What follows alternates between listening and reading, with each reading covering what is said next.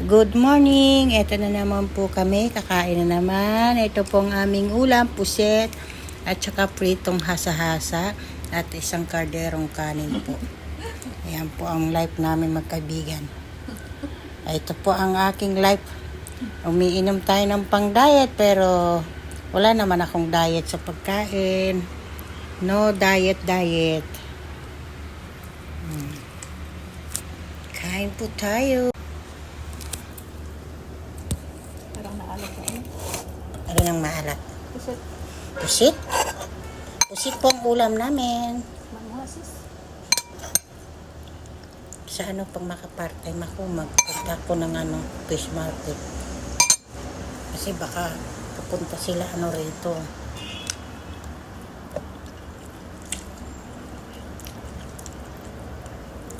Kain po tayo. Magkamay lang po kami. Masarap kumain. Maalat nga be.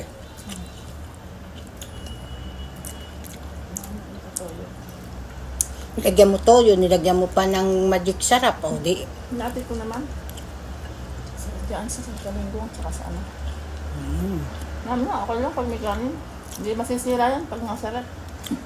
Ano nga. Prito, hasa-hasa po. 5 real po ang kilo nito dito. Yung puset 15 ang kilo. Mura. Kabakot. Sa Pinas pala yung 1 kilo ng puset, magkano na? Yung 10 real, 150, may 5 pa.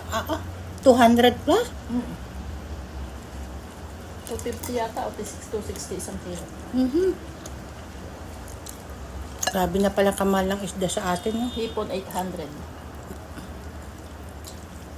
Isang kilo.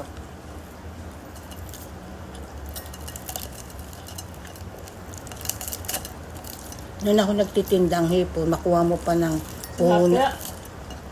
190 or 180. Ang ka 180 na. Hindi lang kasi ako kumain ng ano nun eh. Basta gulay ako talaga. Talbos ng kamote, okra. Umuwi ako. Ganun yung mga tinira ko, gulay. Hindi ako nabos tumikim ng manok. Ilang buwan ng bakasyon mo? 45 days lang.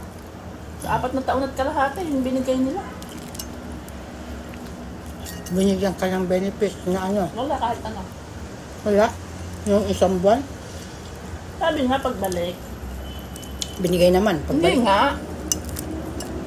Nawal pa ako.